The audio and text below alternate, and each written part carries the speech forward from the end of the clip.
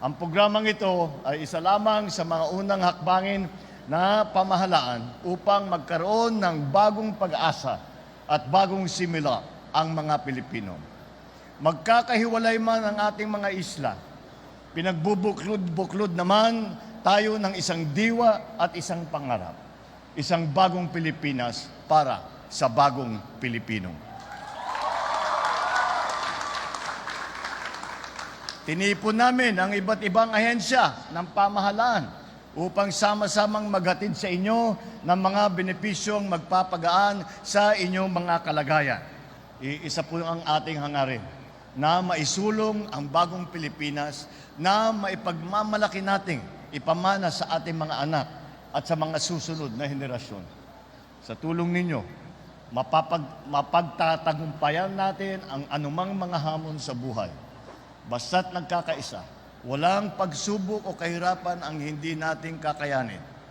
Muli, maraming salamat at maligayang pagdating sa bagong Pilipinas.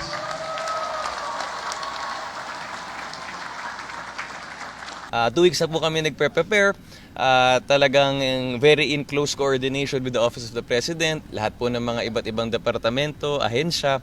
Napakarami talagang matutulungan. Halos 120,000 na residente ng Camarines Sur ang mabibigyan ng financial aid.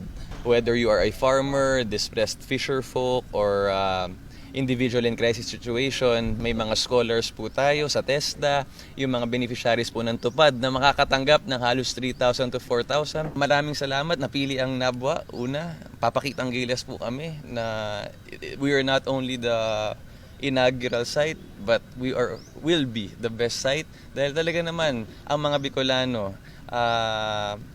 marunong magbigay ng utang na loob. Kung sino ang tumutulong ay ating mamahalin at lalo ring tutulungan.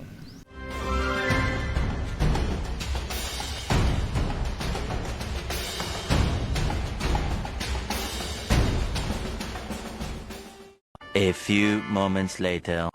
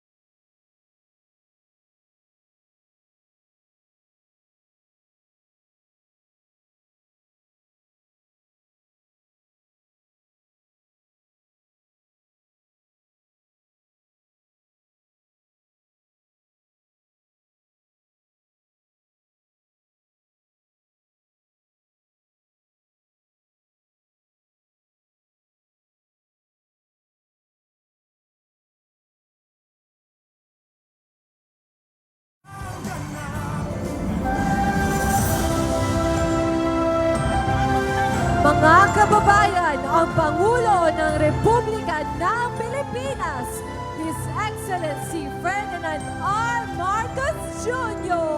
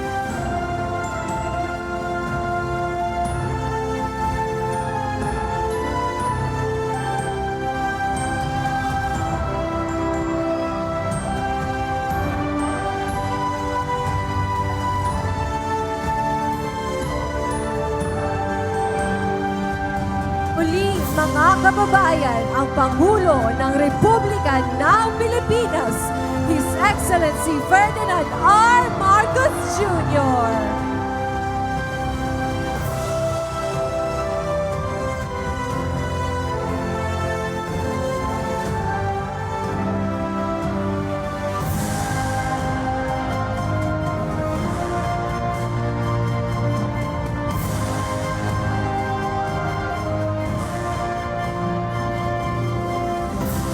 Maaari na po tayong maupo.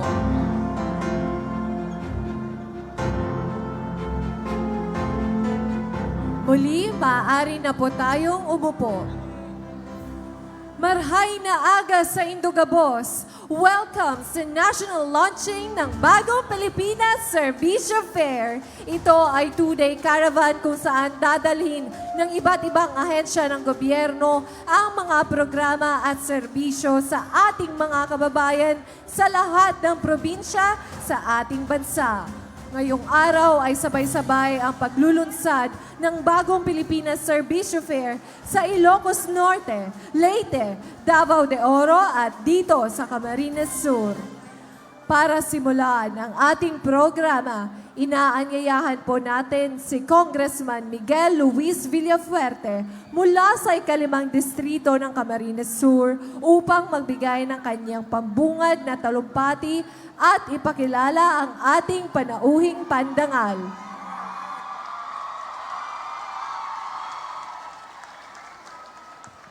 Hello. Diyos maray na daw kaninyong amin. Good morning to all. To all our distinguished guests, friends, visitors, welcome to Nabua, Camarines Sur, lalong-lalo na po sa ating minamahal na Pangulong President Bongbong Marcos. Palakpakan po natin si Presidente. Welcome back, boss, to Camsur. Maraming salamat. Today, September 23, simultaneous po, iba't ibang parte, lugar sa Pilipinas, launching ng Bagong Pilipinas Servicio Fair. Meron po sa Ilocos, sa Leyte, sa Davao, pero mahal na mahal po talaga ni PBBM ang Camsur. Dito po niyang pinili na pumunta at makasama po tayong lahat. And basado po sa research, nag-research po kami, ang huling sitting o incumbent Philippine President na personal na dumating sa Rinconada area ay si dating Pangulong Ferdinand Marcos Sr. Palakpakan po natin yan. 55 years ago. Kaya Mr. President, maraming salamat sa oras, sa panahon, at sa napakaraming tulong, asistensya, napakagandang programa na dinala po ninyo dito sa paraan po ng Bagong Pilipinas Serbisyo Fair. Ngayon po, hanggang Friday, halos 200,000 na residente ng probinsya ng Camarines Sur ang mabibigyan ng asistensya at ayuda ng Bagong Pilipinas. Nakita ko po yung listahan from renewal of passports to NBI, police clearance, to mga services ng CHED at DOT. Mga tugang, mga kapatid, take advantage po natin itong Bagong Pilipinas Serbisyo Fair from September 23 until tomorrow dahil talaga naman napakaling tulong para po sa mga taga Camarines Sur. So alam ko, excited na po kayo. Hindi na ako magpapatagal. Muli, maraming salamat, Presidente, sa oras at panahon. Mabuhay po kayo! Mabuhay ang Bagong Pilipinas!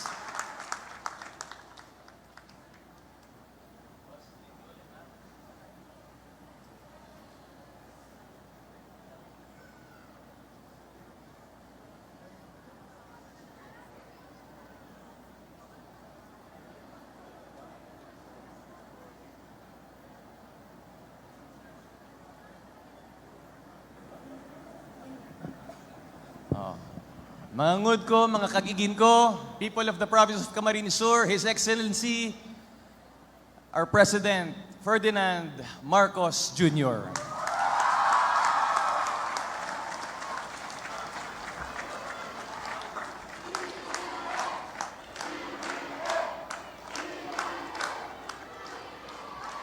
Maraming salamat sa inyong lahat sa pagpakilala sa akin at sa napakainit naman na salubong. Hindi ko akalain na ganito ang magiging salubong ko dito sa Nabwa. At kaya naman ako'y natutuwa na dito ang aming pinili para i-launch, para ilabas ang ating proyekto, programa na Bagong Pilipinas. Isang maganda, malusog at mapagpalang umaga po sa inyong lahat.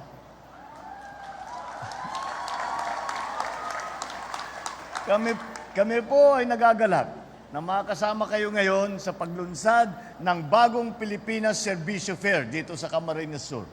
Kasabay din po nating nagdiriwang sa araw na ito ang mga tiga Ilocos Norte, tiga Davao del Oro at Leyte dahil kasalukuyan din sila at nagsasagawa ng sa kanilang mga lalawigan ang Bagong Pilipinas Serbisyo Fair tulad nito. Makikita po ninyo hindi nakikita ng mga tao. Pero meron tayong live stream po tungkol doon sa mga iba't ibang lugar para sabay-sabay ang ating pagdiriwang ng paglunsad ng Bagong Pilipinas. Ang programang ito ay isa lamang sa mga unang hakbangin na pamahalaan upang magkaroon ng bagong pag-asa at bagong simula ang mga Pilipino. Magkakahiwalay man ang ating mga isla, pinagbubuklod-buklod naman tayo ng isang diwa at isang pangarap. Isang bagong Pilipinas para sa bagong Pilipino. Tinipon namin ang iba't ibang ahensya ng pamahalaan upang sama-samang maghatid sa inyo ng mga benepisyong magpapagaan sa inyong mga kalagayan. Andito po ang mga ibang kalihim at mga ibang cabinet secretary. Nandito po ang tigadole na Secretary Benny Laguesma. Andito rin po ang ating Trade and Industry, Department of Trade and Industry Secretary Fred Pascual. Kasama po rin natin ang kalihim ng Departamento ng Interior and Local Government, ang ating Secretary sa DILG, Secretary Benhur Abalos. Si Secretary ng DOTR or Transport ay nandito rin si Secretary Jimmy Bautista. nakasama din po natin at pinasama natin para makita niya kung ano ba ang mga pwedeng gawin para makatulong pa. Andito rin po ang ating BIR Commissioner na si June Lumagi. Hindi ko pa nabati pala si ang ating mga kaibigan, kay Congressman El Rey. Good morning. Nandito rin po ang ating PNP Chief, na si Benji Acorda. Benji.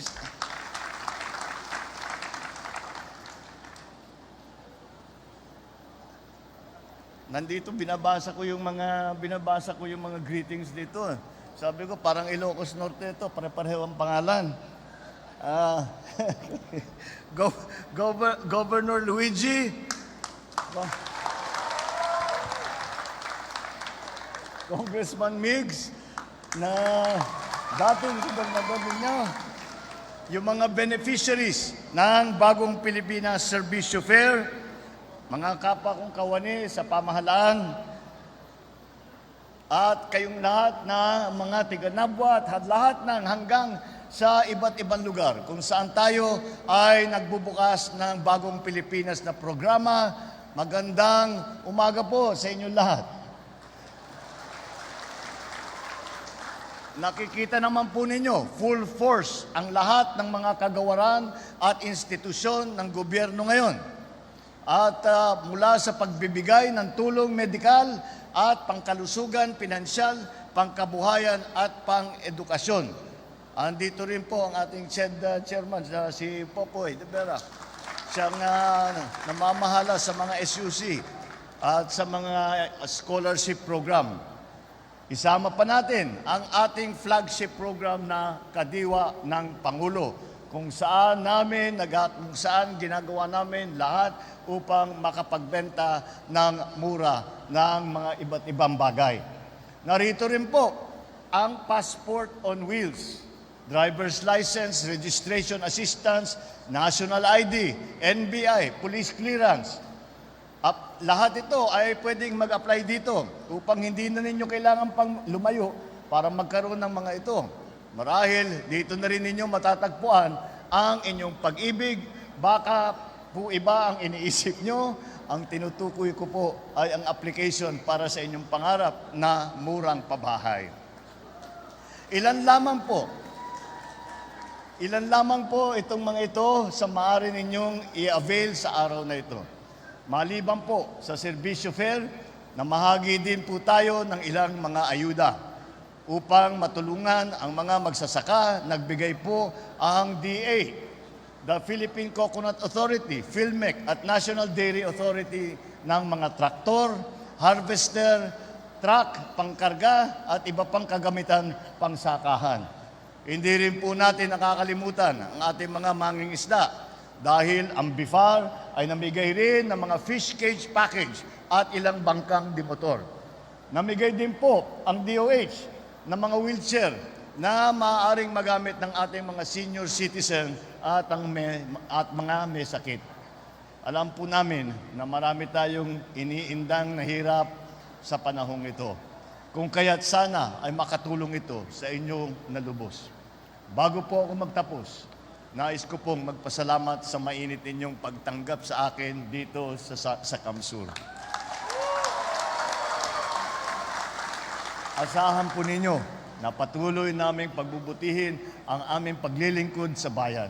Iisa po ang ating hangarin na maisulong ang bagong Pilipinas na maipagmamalaki nating ipamana sa ating mga anak at sa mga susunod na henerasyon.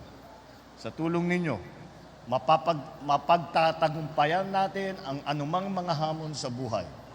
Basta't nagkakaisa, walang pagsubok o kahirapan ang hindi natin kakayanin. Muli, maraming salamat at maligayang pagdating sa bagong Pilipinas.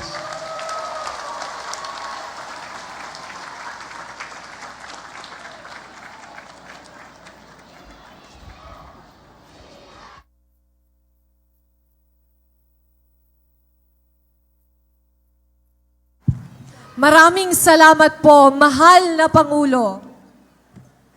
At ngayon ay pangungunahan ng ating Pangulo ang pamimigay ng tulong para sa ating mga kababayan mula sa iba't ibang ahensya ng gobyerno.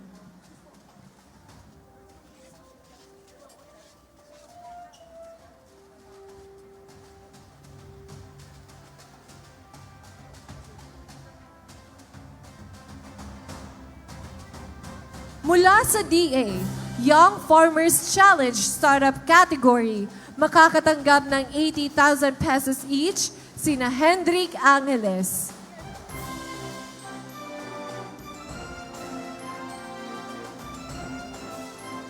Marlon Ruiz, Albert Salbalboro,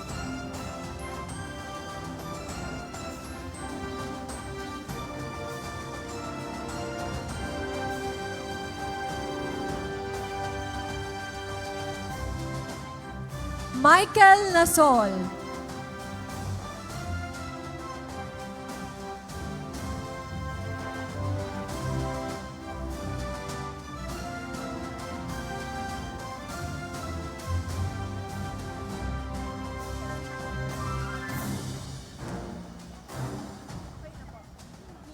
at May Francisco.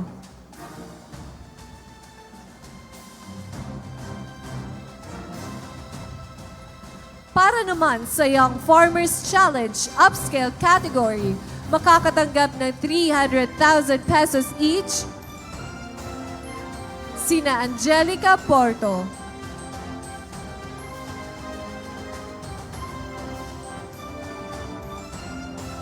Joshua Ross,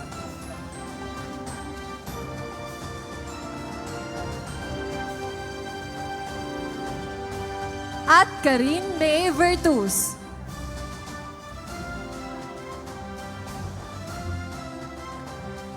Livestock and Poultry Program and Community-Based Swine Production Program. Makakatanggap ng tig 10 milyon piso ang bawat farmers associations na represented ni Ariel Alsua mula sa Camarines Sur.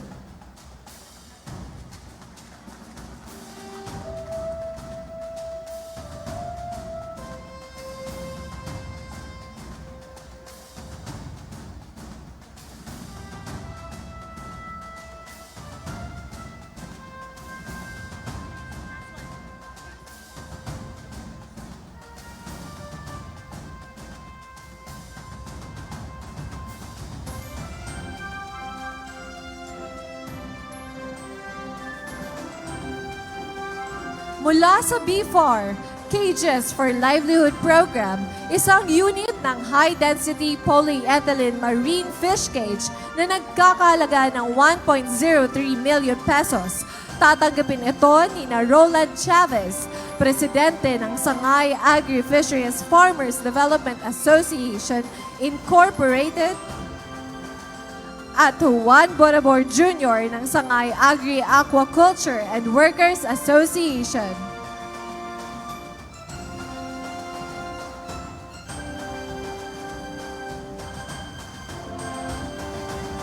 Mula sa National Dairy Authority, Coconut Farmers and Industry Development Program, Community-Based Farm Enterprise, 21 heads ng dairy cattle worth 3.1 million pesos ay ipagkakaloob kay Rolando Alvarez mula sa Katabangan Agrarian Reform Cooperative.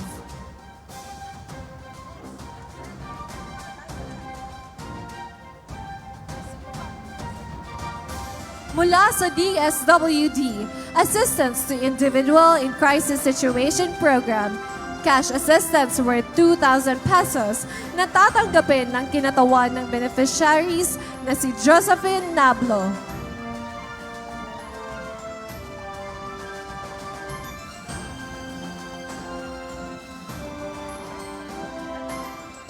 Mula sa DOLE, tulong panghanap buhay sa ating disadvantaged workers, cash assistance worth 3,650 pesos na tatanggapin ng mga beneficiaries represented ni Renato Veras.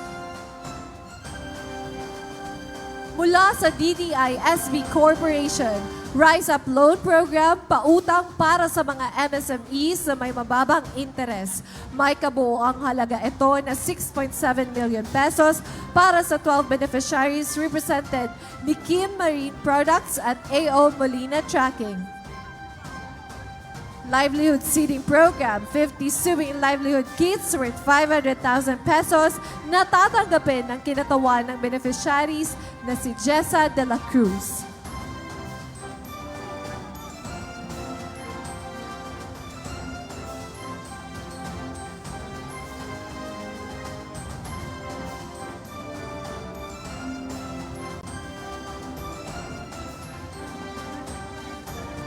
Mula sa DOST, Innovations for Filipinos Working Decently from the Philippines program, cash assistance worth 220,000 pesos para sa charcoal briquettes production na ipamamahagi kay Evelyn Havato.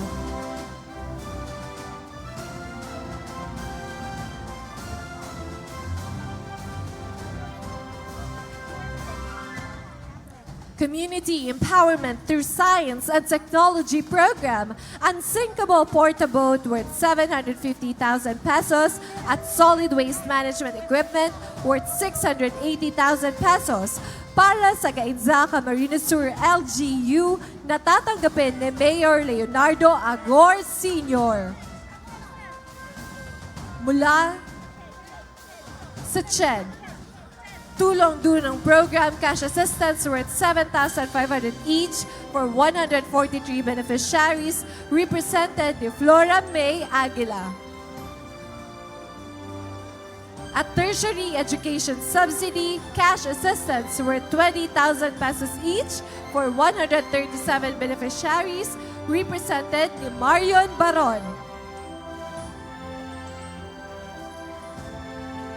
Mula sa TESDA, Training for Work Scholarship Program, Skills Training Certificate para sa 125 beneficiaries na tatanggapin ng kinatawan na si Jerilyn Dacara.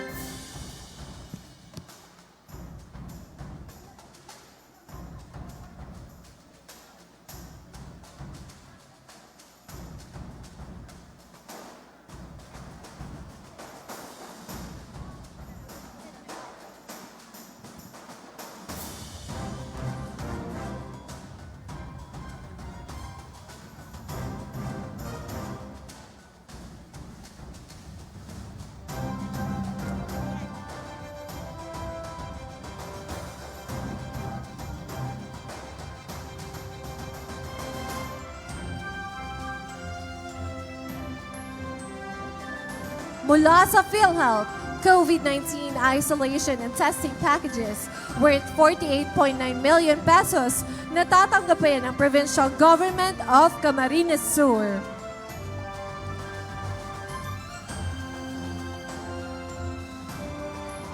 At Consulta Package Payment worth 159,319 pesos na tatanggapin ng Local Government of Nabua.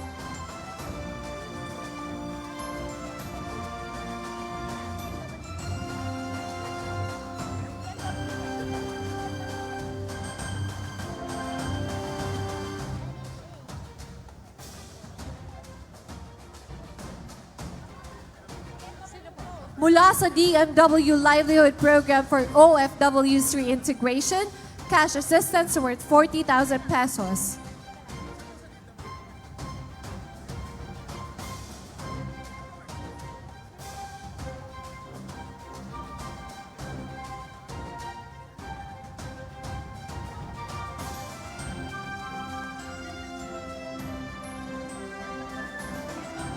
Mula sa DMW Livelihood Program for OFWs Reintegration, cash assistance worth 40,000 pesos na tatanggapin ng mga kinatawan ng beneficiaries na si Camilo Oliva, isang distressed OFW na mula sa UK.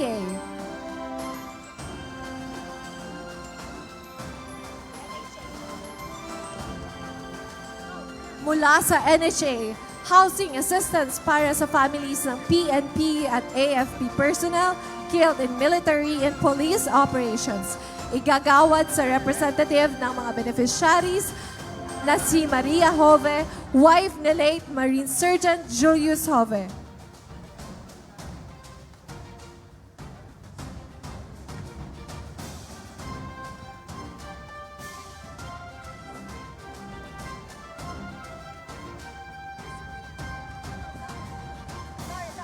Mula sa DAR, Certificate of Land Ownership Award, ay ipagkakaloob kayo sa Fina Buena mula sa Bato, Camarines Sur, representative ng 191 ARBS, kabuo ang titulo na 200 hectares.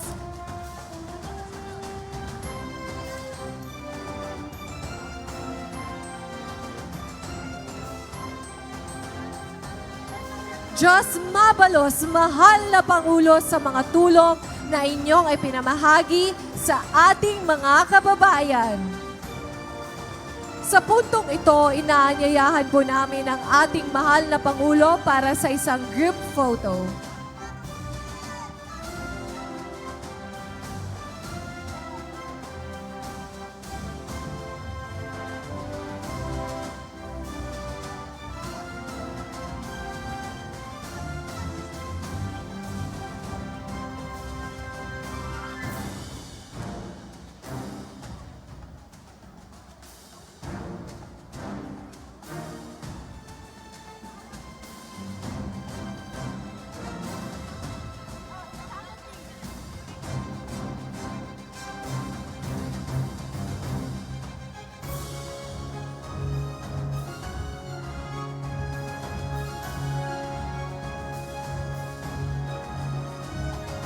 Para po sa ating group photo, in the count of 3, 1, 2, 3.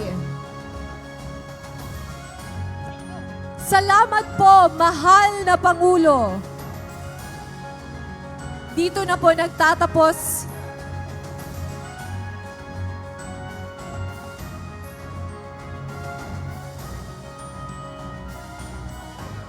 nagtatapos ang ating programa.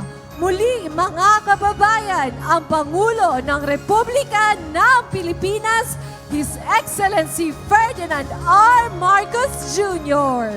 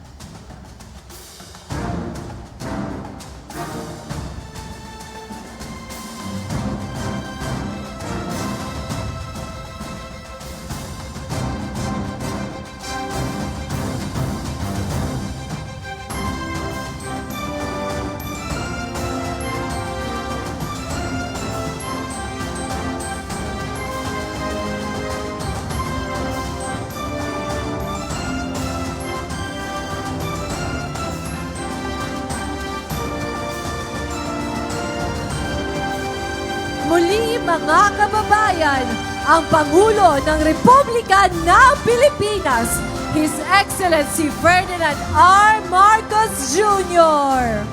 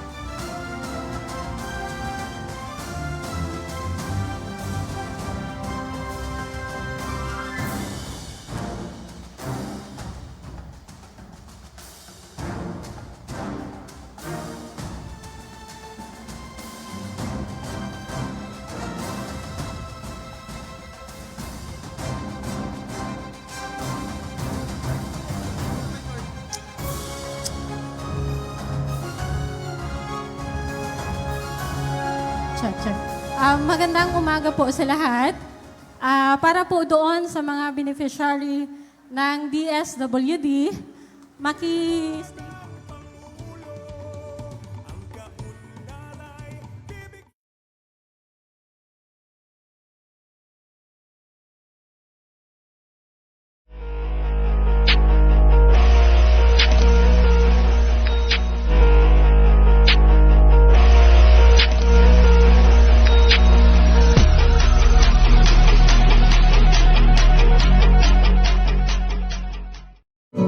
Enjoyed this video? Hit the like button and share with your friends. Also, subscribe to our channel for more videos like this. Thanks for watching.